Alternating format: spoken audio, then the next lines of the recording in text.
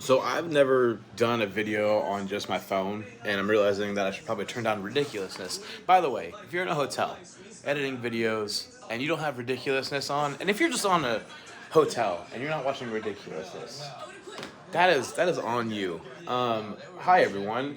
This is gonna be one of the most like raw dog videos I have ever done. I am out here in Open Sauce in San Francisco. I got to go to the Creator Mixer event. It was awesome, a lot of fun. I got to meet some really amazing people that I have really looked up to, like Nate from the internet and Freddie Props. There's so many people. Honestly, I can't remember all of the names because it's midnight, which means it's actually 1 o'clock for me. But I wanted to make this video for you guys on YouTube because you guys have been really supportive. I didn't post, obviously, like Thursday today, but I did want to kind of talk about just some fun updates, some fun new things. Part of the reason, these are my jammas, by the way. These are my pajamas, and they're super cozy. They're super stretchy. These are from Members Mark, Sam's Club. Get on the level. By the way, this is the mug that we got from B&H for the B&H creators for Open Sauce. It says caffeine, create, repeat. This is decaf coffee, so no caffeine, but I just wanted the taste, of everything. There's not going to be any editing in here, but I wanted to make a couple announcements. One, partially why I'm wearing the Prusa hat. We're getting an XL. We're getting an XL in the shop for me. There is more to come. There is a purpose behind the XL besides just having one, which is amazing, by the way. It's not like that's not just the amazing part. But there is something that we are doing together, Prusa and I, that involves Guinness Book of World Records. That's all I'm going to say right now. It's a tease. I know it's a tease. It's going to be awesome, guys. It's going to be really cool. Actually, comment down below what you could possibly think I would be gearing up for a Guinness Book of World Record for. Comment down below what you guys think. I would love to hear what you're saying or what you're thinking. Oh, and I know we're already 2 minutes in, but my name is basically Bensky. If you've never been a part of the channel, hi. I'm here in a hotel room in San Francisco for the Open Sauce event for 2026. I do 3D printing content. I do 3D printing. I do small business stuff. Honestly, the reason I'm not recording this on a better camera and editing it is because both of my cameras are dumping into my computer right now. Well, an external drive. But it's going to take like 4 hours. So, pardon me. So I wanted to make this video. Wanted to get it out to you guys. Talk about the exciting news about the Prusa. And some other stuff. So going back to Prusa after my little tangent there of introduction, a couple other things we're going to do with the Prusa. Obviously, I have a Creator 5. I have a U1. We're going to put them all head to head. We're going to see what the difference is. I will acknowledge now that the Prusa is at such a different price point that like the only thing I'm comparing is just how the technologies work, not necessarily should you buy this versus this. Mainly because I don't like comparing things in that price range, right? If we were talking about cars on this channel, I wouldn't compare a Lamborghini versus a Mustang and say which one should you buy kind of thing, right? And to me it's the same thing. It's just like, and it's just a price point thing. I'm not even talking about like quality and stuff like that. Like I'm just not going to do that. But we are going to talk about different technologies and things that I'm noticing because I think that's useful information. That's number one. Also, sorry, like I said, I'm not going to edit this, so I'm going to take a drink. And we're just going to keep talking. What other announcements do we have? We are going to do some really cool things with Snapmaker down the line. We have some really cool stuff that they are involving me with. It's going to be really awesome and really fun. We have more stuff with who else do we have? We have a lot of stuff happening. We have a lot of laser companies reaching out, which is really cool. I'm excited to do more laser stuff. I'm really impressed with the M2, by the way, by xTool. That thing has been awesome. In fact, where did they go? There's a possibility they're still in my, oh no, they might be in this bag. I made these stickers right before I came here on the xTool M2. And here's what I loved about it.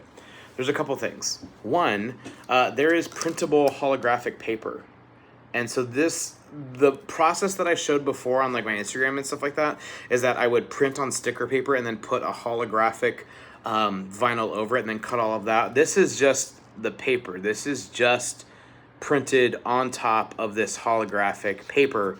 And so then all I had to do was just print and cut. And so this came out amazing. And these stickers are really good. In fact, I'm going to put one right here on my laptop while we're talking. I like the way they feel. They feel, I don't know how to describe it with a vinyl sticker. Sticky, but not sticky at all. There's no way I can figure out how to describe that. But that's how it feels. So the xTool M2 is doing really great. This is basically just turning into an update video, which actually I'm fine with. We are getting a lot of conversations with my whole 3D printed slop video. I think that's really funny to me. There's a lot of people. So I guess as my background, real quick, guys. I was a chef for 10 years. I got into cooking because I was baking first. I was a baker. And so this like sourdough analogy didn't come out of just nowhere. And to prove my point even more, there's a lot of people in the comments that are like, oh, like you clearly don't know how to make bread. You clearly don't know how to make sourdough because it's way more intricate than that. The whole point of this conversation about 3D printing not belonging in craft fairs, market fairs, or not belonging in any kind of space, and me comparing it to sourdough or pretty much any other craft, is the fact that, yes, if you take the pinnacle of sourdough, right, the best sourdough recipe with the best sourdough cooker, you know what that baker is not doing? He's not taking, or she's taking, they are not taking the easiest recipe. They are doing their own starter. They're doing all of their own things. Again, I will make this caveat based off of other things, because again, the oldest, sourdough recipes are older than any of the people baking it today. Started from somewhere, but they're doing all of their own things, and then they're very even more involved in the process. Those are not the people that I'm talking about when it comes to the 3D printing comparison. And I say that because when we were talking about the 3D printing comparison, my big beef was that people are completely deconstructing 3D printing to its basic form of point-click print. And if we do that in other places, like baking sourdough, there are sourdough kits where you buy the kit, starter and all, you put your ingredients in and you bake it. Like, when you do that, is sourdough impressive? I don't know. You're the judge of that. But if I'm going to use the same logic that 3D printing gets taught at, the answer is no, it's not impressive. And that's the thing is, yes, there are people who take the easy way out of 3D printing, just like there's people who take the easy way out of baking and leatherworking and woodcrafting. It applies everywhere, but for some reason 3D printing gets all put on the same level. So that's the whole point. If any of you were commenting about me not knowing what I'm talking about, first of all, again, I was a baker. I know what I'm talking about. Secondly, I was talking about the conversation as a whole, right? We need to change the conversation away from we're going to treat 3D printing like the most basic form of 3D printing, and we're going to talk about it from an intricate standpoint, and that to me is an important distinction. What other things? Yeah, I mean, I don't know, guys. Like, I am really excited to be here at Open Sauce. I'm really excited to be here with Snapmaker. I'm really excited. Like, I met with the Prusa guys already. Like, we're gonna stop by their booth.